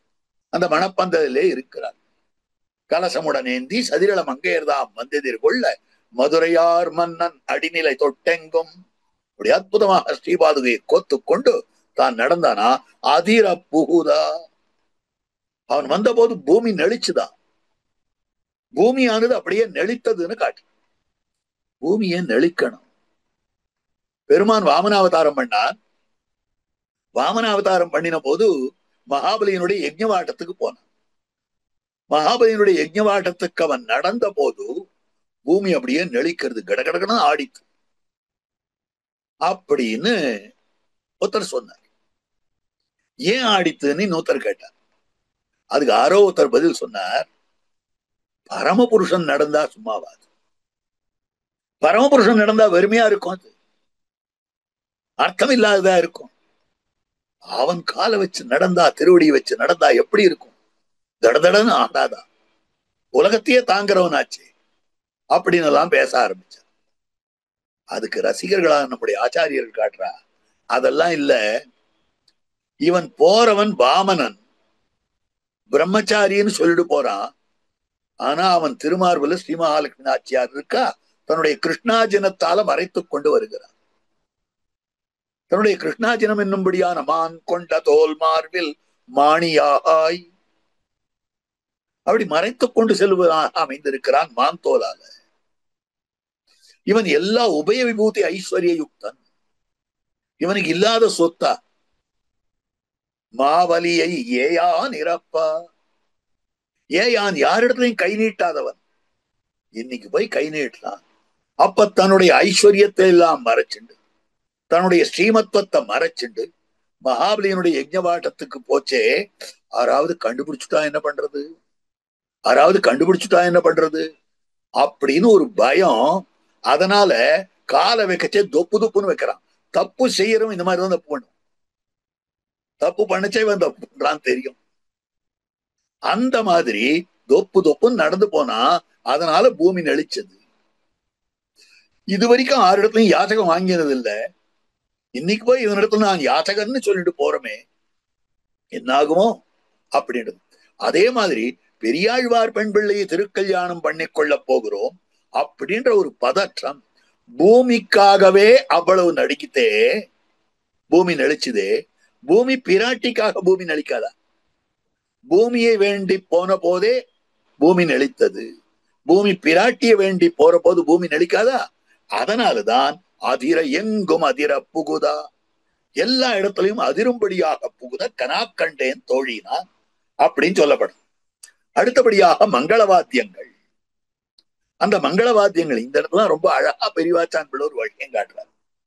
இந்த ஆண்டாள் திருக்கல்யாணம் கண்ணனோடு எப்ப நடந்தது? சொப்பனம்தான். கண்ணனோடு எப்ப நடந்தது அப்படின்னு கேட்கிறா. வேற ஒரு சமயம் இல்லைன்னா கண்ணனும் பெருமான் சாந்திபனி கிட்ட பாடம் படிக்கிறதுக்கு போறதுக்கு முன்னால. இப்படி சொல்றங்க, சாந்தீபனி என்னிடத்துல பாடம் படிக்கிறதுக்கு போறதுக்கு முன்னால குருகுலவாசம் பண்ணுவதற்கு முன்பாகவே பெருமாள் ஆண்டாள திருக்கல்யாணம் பண்ணிவிட்டார். இல்லைன்னா இப்படி பெரிய பெரிய ராஜவாத்தியங்கள்லாம் இருக்காது. மத்தளம் கொட்ட, வரிசங்கம் நின்னூதா, இதெல்லாம் எப்படி இருக்கும்? பிராமணர்களுடைய இல்லத்து கல்யாணத்துல இந்த சம்பிரமம் இருக்காது. அவர்களுடைய இல்லத்து கல்யாணத்துல, வைதிகர்களுடைய இல்லத்து கல்யாணத்துல, வேதம் அறிந்தவனுடைய வீட்டு கல்யாணத்துல என்ன இருக்கும்னால் அதுல அமைந்திருக்கக்கூடிய விஷயங்கள்லாம் வேத மந்திரங்களை சொல்லுவா, இந்த வேதம் சொல்லுவா, அந்த வேதம் சொல்லுவா, இப்படி அமைந்திருக்கும். ஆனா இங்க ஆட்டம் பாட்டம் கொண்டாட்டம் தானே அதிகமா இருக்கு. மத்தளங்கொட்ட டும் டும் டும் டும், வரிசங்கம் நின்னூத பூம் பூம் பூம், இதெல்லாம் இருக்கே ஒரு ராஜா வீட்டு கல்யாணம் மாதிரி தானே இருக்கு. ஒரு ஆயன் வீட்டு கல்யாணம் மாதிரி தானே இருக்கு. அப்படி இருக்கிற போது வேதம் அறிந்தவன் வீட்டு கல்யாணமா இல்லை. கண்ணபிரான் வேதம் அறிந்தவனான அறிந்தான். ஓது வாய்மையும் உவனிய பிறப்பும் உனக்கு முன் தந்த அந்தணன் ஒருவன். ஓது வாய்மை வேதம், ஓனிய பிறப்பு உபநயன பிறப்பு, எல்லாத்தையும் கொடுத்த அந்தணன் ஒருவன் சாந்தீபனன். அப்ப அந்த சாந்தீபனியினுடைய ஆசிரமத்துக்கு போவதற்கு முன்பாக கண்ணனம் பெருமான் ஆண்டாள திருக்கல்யாணம் பண்ணி கொண்டிருக்கக்கூடிய அற்புதமான நிலை. அதனால மத்தளம் கொட்ட வரிசங்கம் நின்னூத முத்துடைத்தாமம் நிறைதாழ்ந்த வந்தற்கீழ் மைத்துனன் நம்பி மதுசூதன் வந்தென்னை கைத்தலம் பத்தா. அப்படி கைய பிடித்துக் கொண்டான். ந பிரமாணீகிருதா பால்யேன பாலேன பீடிதா. அந்த எம்பெருமான், அப்படிப்பட்ட இளையவனாய் இருக்கக்கூடிய எம்பெருமான் சீதா பிராட்டியினுடைய கையை பிடிச்சானாம். அந்த இடத்துல பீடிதா, பீடிக்கப்பட்டவன், அழுத்தி பிடிக்கப்பட்டதுன்னு அர்த்தம். பீடிக்கப்படுறதுன்னா சிரமப்படுத்துறதுன்னு அர்த்தம் இருக்கு. பீடித்தஹான்னு ஏன் சொல்லணும் அப்படின்னா ஒண்ணும் இல்ல, அழுத்தி பிடிச்சானாம் ராமபிரான். அந்த பிடிக்கிற பிடியிலேயே அனன்யார்கை என்பது தோத்தும்படியாக பிடித்தான். சீதா பிராட்டி கையை பிடிச்சதும், நீ என்ன தவிர இன்னொருத்தனுக்கு தகுந்தவள் அல்ல, எனக்காகவே இருக்கிறவள், தனக்கே யாக.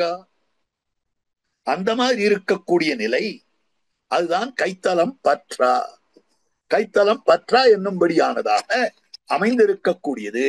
ஆக அந்த இடத்துல ஒரு ஆச்சரியமான ஸ்லோகத்தை எடுத்து விலட்சணமா வியாக்கியானம் பண்றார் பெரியவாச்சான் பிள்ளை. அது என்னதுன்னா, ஜனக சக்கரவர்த்தி சீதா பிராட்டிய திருக்கல்யாணம் பண்ணி கொடுக்கிற போது ஆச்சரியமான ஒரு ஸ்லோகம் சொன்னான். இயம் சீதா மமசுதா சகதர்மச்சரீதவா பிரதீட்சைனாம் பத்ரம் தே பாணிம் கிருண்ணீஸ்வ பாணினாம் பதிவிரதா மகாபாகா சாயேவானுகதா சதா இத்யுக்வா பிராக்ஷிபத் ராஜா மந்திரபூத ஜலம் ததா. இது வால்மீகி ராமாயணம். இந்த இயம் சீதான்ற ஸ்லோகத்தை வட இந்திய திருமணங்கள்லாம், வட இந்திய கல்யாணங்கள் எல்லாம், விவாகங்களிலே எல்லாம் அனுசந்தானம் பண்ணுவார்கள். அந்த மாதிரி அமைந்திருக்கக்கூடியது இங்க இயம் சீதா. இதை எடுத்து வியாக்கியானம் பண்றார் சக்கரவர்த்தி திருமணார் இடத்துல சொல்றானாம் ஜனக சக்கரவர்த்தி, இந்த சீத்தை ராமா நீ ரொம்ப அழகா இருக்கன்னு நினைச்சுட்டு பார்த்துட்டு இருக்காத. சந்திரகாந்தானனம் ராமம் அதீவ பிரியதர்ஷனம் ரூபௌதாரிய குணைஹி பும்சாம் திருட்டி சித்தாபாரிணம். உன்னை விட அழகா இருக்கக்கூடியவள் இவள். இவளை பாரு, இயம் சீதா, இந்த சீத்தை இவளை பாரு அப்படின்னு. அது போருமா? மாத்ருகுல சுத்தி வேண்டாம், தாய் வழியிலே என்ன சிறப்பு விளக்குன்னு கேட்டான். சீதா, நீயாவது மண்ணு புகழ் கௌசலிதன் மணிவயிறு வாய்த்தவனேன்னு இருந்தாய். ஆனால் இவளோ சீதாலாங்கல பத்ததி, கலப்ப உழற வழியில வந்தாள். அதனால பிறந்தாள்ன்ற தோஷம் கூட கிடையாது, கர்ப்பகத்த தோஷம் கூட கிடையாது அப்படின்னு. அது போருமா? தகப்பனார் வழியில பெருமை இருக்கா? மமசுதா, என் பெண்ணுப்பா, நான் எப்பேற்பட்டவன் நினைச்சுட்டு இருக்கேன். நான் எரியிற மிதிலேயே என்னதுன்னு ஒண்ணும் கிடையாது அப்படின்னு நான் சொல்லிட்டு இருந்தேன்.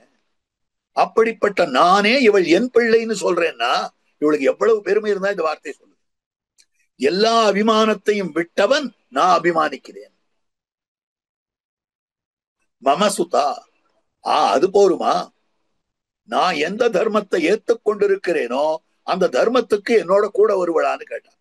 சகதர்ம சரிதவா, நீ ஏத்துக்கிற தர்மம் சரணம்னு வரவனை ரட்சிக்கிறது. ஆனா உன்னை விட ஒரு படி முன்னால போய் சரணம்னு சொல்லாதவாளையும் ரட்சிக்க கூடியவள் என்ன? மாதர் மைத்திரி ராட்சசி ஸ்வைததை வார்திராபராதாத்வயா ரட்சந்தியா பவனாத்மஜா லகுதரா ராமஸ்ய கோட்டி கிருதா. ராமகோட்டி லேசா போயிடுத்தான். சரணம்னு சொல்லாத காக்காசுரனை ராமனிடமிருந்து ரட்சணத்தை வாங்கி கொடுத்தாள். சரணம்னு சொல்லாத ராட்சசிகளை திருவடியிடமிருந்து காப்பாற்றி கொடுத்திருக்கிறாள்.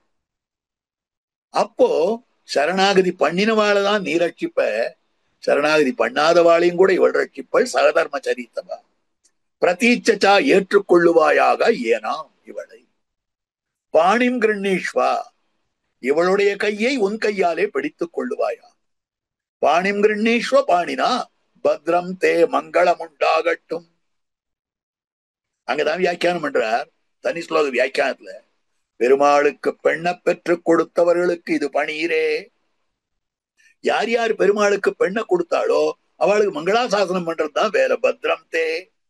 பெரியாழ்வார் பெண்ணை பெற்று கொடுத்தார், பல்லாண்டு பல்லாண்டுன்னு பாடினார். ஜனகன் பெண்ணை பெற்று கொடுத்தான், அவன் பத்ரம் தேன்னு சொன்னான். திருமங்கையாழ்வார் தாய்ப்பாசுரத்திலே நன்னு நன்னு நரையோரர்க்கேன்னு சொல்றார். அப்படின்னு பிரமாணங்களை தான் எடுத்து காட்டுறார். ஆகவே அப்பொழுது எப்படி ராமபிரான் பிராட்டியினுடைய திருக்கையை பற்றினானோ அதே மாதிரியாக இந்த இடத்திலேயும் பற்றி இருக்கக்கூடிய நிலையாக அமைந்திருக்கிறது. ஆகவே கைத்தலம் பற்ற கனாக்கண்டேன் தோழினான். அடுத்தது வேத வாக்கியங்கள்லாம் சொல்லப்படும். வாயினல்லார் நல்ல மறையோதி மந்திரத்தார். வாயினல்லார் வேத விற்பன்னர்களாக இருக்கக்கூடியவர்கள், வேத விற்பன்னர்கள், வேதத்தை நன்றாக கற்றவர்கள். நல்ல மறையோதி. நல்ல மறைனா என்ன? பொல்லாத மறை உண்டான்னா இல்ல, மறை நல்ல மறை. மறைன்னு சொன்னால் கர்ம பாகத்தை சொல்றது. நல்ல மறைனா பிரம்ம பாகத்தை சொல்றது. அந்த பிரம்ம பாகத்திலேயும் கூட புருஷ சூக்தாதிகளாக அனன்யபரமாக இருக்கக்கூடிய பகவத் பரமாகவே இருக்கக்கூடியவை. பொதுவா பிரம்மம்னு சொல்லாமல் பகவான் நாராயணன் அப்படின்னு புருஷன் அவனுடைய வைபவத்தை சொல்லக்கூடியது இருக்கிறதே, அந்த மறையோதி மந்திரத்தால் பாசிலை நாணல்படுத்தி பரிஸ்தரணங்கள், அதுக்குன்னு பலவிதமான சமித்துக்கள்லாம் உபயோகப்படுத்தணும், தர்ப்பங்கள்லாம் உபயோகப்படுத்தணும், எத்தனையோ திரவியங்கள் இருக்கு. பாசிலை நாணல்படுத்தி பருதி வைத்து காய்சினமா களிரன்னான் என்கை பத்தி தீவலம் செய்ய கனாக்கண்டேன் தோழினான். அப்போ அக்னி சாட்சிகமாக அப்படி கைப்பற்றினான். அக்னி சாட்சிகமாக கைப்பற்றினபடியாலே அந்த அக்னியே வந்து நாளைக்கு இல்லைன்னாலும் ஓட மாட்டானா. காய்சனமா களிரன்னான் என் கைப்பற்றி அந்த மாதிரி அமைந்திருக்கக்கூடியது. அப்ப அந்த அக்னிய வலம் வந்தான். சப்தபதின்னு சொல்றது. அந்த சப்தபதினா 7 வார்த்தை சொல்லணும், 7 அடி நடக்கணும். அதைத்தான் தெரிவிக்கக்கூடிய வார்த்தை ஏகமஷே. ஏகமிஷே விஷ்ணுஸ்தான் வேது. முதல் அடியிலே விஷ்ணு உன்னோட வரட்டும், 2வது அடியில விஷ்ணு உன்னோட வரட்டும், 3வது அடியிலே இந்த மாதிரி 7 வார்த்தை பேசுறான். 7 அடி நடக்கும்படியானது. சாப்தபதீனம் சகா அப்படின்னு சொல்லப்படும். ஒருத்தனோடு ஒரு தோழமை வேண்டும் என்றால், ஒருத்தனோடு கலந்து பழகி இருக்க வேண்டும் என்றால், நட்பு கொள்ள வேண்டும் என்றால், உடன் இருக்க வேண்டும் என்றால், குறைஞ்சபட்ச அவளோட 7 வார்த்தை பேசி இருக்க வேண்டும். 7 அடி அவளோட கூடவே நடந்து இருக்க வேண்டும். பெருமாளோடு ஆழ்வார் சேரணும், ஆழ்வாரோடு பெருமாள் சேரணும். அதுக்கு என்ன பண்றதுன்னு புரியல. முதல்ல பெருமாள் பராத்பரன் பராத்பரன் பராத்பரன் அப்படின்னு ஆழ்வார் யோசனை பண்ணிட்டு இருந்தார். அது முதல் 10ல ஆச்சு. இவரோட தோழமை கொள்ளணுமே, இவரை பத்தி 7 வார்த்தை பேசணுமே, இவரோட கூட 7 அடி நடக்கணுமே அப்படின்னு தோணித்து. அதனால நீதான் காரணம், நீதான் காரணம்னு அவனிட பேசினார். நான் காரணமா வரும், போலாம், பேசிட்டே போலாம் வரும் அப்படின்னு பெருமாள் அழைத்தார். அடுத்தபடியாக நீ வியாபகன், நீ வியாபகன் ஆழ்வார் பேசினார். காரணத்துவம் சொன்னார், வியாபகத்துவம் சொன்னார், நியந்திரத்துவம் சொன்னார், காருணிகத்துவம் சொன்னார், சரண்யத்துவம் சொன்னார், சக்தத்துவம் சொன்னார், சத்தியகாமத்துவம் சொன்னார். 7 வார்த்தை ஆயிடுச்சு. இதுக்குள்ள 7-10 நடந்துட்டார். முதல் 10 விட்டுட்டு 7-10 நடந்துட்டார். அதுக்கப்புறம் 8வது வார்த்தையாக 9ஆம் பத்துல சொல்ற வார்த்தை ஆபத் சகத்வம். ஆபத்து காலத்துல சகாவாக அமைந்திருக்கக்கூடிய நிலை. ஆபத்து காலத்துல சகாவாகனா பெருமாள் ஆழ்வாரும் தோழர்களாகி விட்டார்கள், நண்பர்களாகி விட்டார்கள். அதற்கு பிறகு மிதாத்து திராயத்தை திமித்ரஹா, ஆழ்வாருடைய ஆர்த்தியை பெருமாள் ஹரித்து விட்டார். இந்த அர்த்தம் ஸ்ரீ திருப்பதி கிருஷ்ணமாச்சாரிய சுவாமி ஒரு தரம் பேசின்றிருக்கே சாதிச்ச விஷயம். அந்த மாதிரி அமைந்திருக்கக்கூடிய சாப்தபதீனம் சகா, 7 அடி நடக்கணும், 7 வார்த்தை பேசணும். அதுதான் தீவலம் செய்ய கனாக்கண்டேன் தோழினான். அடுத்த பாசுரம் 8வது பாசுரம். இம்மைக்கும் 7 பிறவிக்கும் 10ஆவான் நம்மையுடையவன் நாராயணன் நம்பி செம்மையுடைய திருக்கையால் தாழ்வத்தி அம்மி மிதிக்க கனாக்கண்டேன் தோழினான். பெண்ணை சேர்ந்தவர்கள் எல்லாம் அவன் கால பிடிக்காத நீ நகுத்தாது. அவ கால எந்த நீ தோடுற? இந்த மணவாள பிள்ளையை சேர்ந்தவர்கள் எல்லாம் சொல்ற. இந்த மாதிரி அவ தடுப்பா, இது கூடாதுன்னுவா, செய்யணும்னுவா, எத்தையோ சொல்லிட்டு இருப்பா, விளையாடிட்டு இருப்பா. அந்த சமயத்துல என்ன பண்ணினான்னா, இந்த பாதங்கள் எனக்கு போக்கியமானவை என் அந்த திருவடிகளை எடுத்து, பிராட்டியினுடைய திருவடியை எடுத்து பெருமான் அஸ்மாரோகணம் அம்மி மிதிக்கா அஸ்மேவத்வம் ஸ்திராபவா, பெண்ணே நீ இந்த அம்மிக்கல்ல போல உறுதியாயிருப்பாயான்னு சொல்லி அப்படி அமைந்திருக்கக்கூடியது அந்த திருவடியை எடுத்து பிடிக்கிறான். அம்மி மிதிக்க, அதாவது அறிமுக, அதாவது திருக்கையால் தாழ்பத்தி அம்மி மிதிக்க கனாக்கண்டேன் தோழினான். அப்போ பொறி இட வேண்டிய அவகாசம். அந்த சமயத்துல மைத்துனன்மார்கள் எல்லாம் வந்து பொறியிட வேண்டிய விஷயம். அப்ப மைத்துனன்மார்கள் பொறியிடுகிறார்கள் என்னால் அவன் இப்படி கொஞ்சம் ஏதாவது விளையாட்டா பேசுவா, பரிகாசமா பேசுவா. அந்த மாதிரி பரிகாசமா கண்ணன் எதிர பேச முற்பட்டார்களாம். உடனே கண்ணன் எப்படி இருந்தான்னால், வரிசில வாழ்முகத்து என் நைமார்தாம் வந்திட்டு எரிமுகம் பாரித்து என்னை முன்னே நிறுத்தி, அப்படி பொறியிடுற சமயத்துக்கு கண்ணனுடைய திருமண்டலத்தை பார்த்தா சிங்கம் போல இருந்தான், பயங்கரமா. ஏன்னா அவன் ஒத்தனும் பரிகாசம் பண்ணக்கூடாதோ இல்லையோ. அதனால அறிமுகன் அச்சுதன் கை மேல் என் கை வைத்து, அறிமுகன் அச்சுதன் கைக்கு மேல என் கைன்றார் ஆண்டாள். அப்படின்னா என்ன அர்த்தம்? பெருமாள் கொடுக்கறத விட மேலாக கொடுக்கக்கூடியவள். பெருமாள் கொடுக்கறதுக்கு கொடுக்கலாமா வேண்டாமான்னு கை உள்ளுக்குள்ள நீளும், பிராட்டியினுடைய கை முன்னால வரும். செந்தாமரை கையால் சீரார் வளையலிப்பா, பெருமாளுடைய கை தாமரை கை, பிராட்டியினுடைய கை முன்ன வரக்கூடிய செந்தாமரை கையா அமைந்திருக்கிறது. பொறிமுகந்தட்டா என்று லாஜோமன் சொல்லப்பட்டது. பொறிமுகந்தட்ட கனாக்கண்டேன் தோழினான். அதுக்கு மேல தெரிவிக்கும்படியான வார்த்தை. இப்படி பலவிதமான ஹோமாதிகள் எல்லாம் பண்ணினபடியாலே திருமேனி ரொம்ப வெக்கையா இருக்குமோ, வெப்பம் அடைந்து விட்டு இருக்குமோ. அதனால நிறைய குங்குமம் அப்பி குளிர் சாந்தம் மட்டித்து பெருமானுக்கு நிறைய குங்குமப்பூவும் நல்ல விதமாக அமைந்திருக்கக்கூடிய சந்தனங்களுமாக திருமேனியிலே பூசி மங்கள வீதி வலம் செய்து வனநீர் ஆக ஊர்வலமாக அழைத்து கொண்டு வந்து அவபிருத்த ஸ்நானமாக அங்கவனோடும் உடன் சென்னங்கான மேல் மஞ்சனமாட்டார். அப்படி திருமஞ்சனம் கண்டருளும்படியாக கனாக்கண்டேன் அப்படின்னு சொல்லும்படியான இந்த 10 பாசுரம். இதுக்கு பலன் என்ன தெரியுமா? ஆயனுக்காக தான் கண்ட கனாவினை வேயர் புகழ் வில்லிபுத்தூர்கோன் கோத சொல் தூய தமிழ் மாலை ஈரைந்தும் வல்லவர் வாயுனன் மக்களை பெற்று மகிழ்வரே. ஆண்டாள் நாச்சியார் ஆயனை பெருகைக்காக இந்த தான் கண்டிருக்கிற கனா இருக்கிறதே, இதனை வேயர் புகழ் வில்லிபுத்தூர்கோன் கோத சொல் ஆண்டாள் தெரிவித்திருக்கக்கூடிய இந்த வார்த்தை தூய தமிழ் மாலை ஈரைந்து 10 பாசுரங்கள் வல்லவர் வாயும் நன் மக்களை பெற்று மகிழ்வரே. அப்படின்னா என்ன அர்த்தம் தெரியுமா? 2 விதமா வியாக்கியானம் பண்றார். ஓரர்த்தம், பெண்கள் அபியசித்தார்களேயானால் கண்ணனை போன்ற கணவனை பெறுவர்கள், பர்த்தா கண்ணனை போல அமைவார். ஆண்கள் அபியசித்தார்களேயானால் பெரியாழ்வாரை போன்ற பிள்ளைகளை பெறுவர்கள் அப்படின்னு தெரிவிக்கக்கூடிய வார்த்தை வாயுனன் மக்களை பெற்று மகிழ்வரே, மாயன் மணிவண்ணன் தாழ்வணியும் மக்களை பெறுவர்களேன்னு சொல்லப்பட்டிருக்கிறது. இந்த இடத்துல காஞ்சிபுரம் சுவாமி ஒரு தூரம் ஒரு உபன்யாசத்துல ஒரு ஆச்சரியமான அர்த்தம் காட்டினார். வாயுனன் மக்களை பெத்து மகிழ்வரே, வாயும் மக்கள் நன்மக்கள் அப்படின்னு பிரிச்சார். வாயும் மக்கள் வாய்த்திருக்கக்கூடிய மக்கள், நன்மக்கள் நல்ல மக்கள். அப்படின்னா என்ன அர்த்தம் தெரியுமா? பகவத் கைங்கரிய நிஷ்டர்களாகவும் பாகவத கைங்கரிய நிஷ்டர்களாகவும் இருக்கிற குழந்தைகளை பெறுவர்கள். சுமித்ரா தேவியை போல என்ன அர்த்தம்?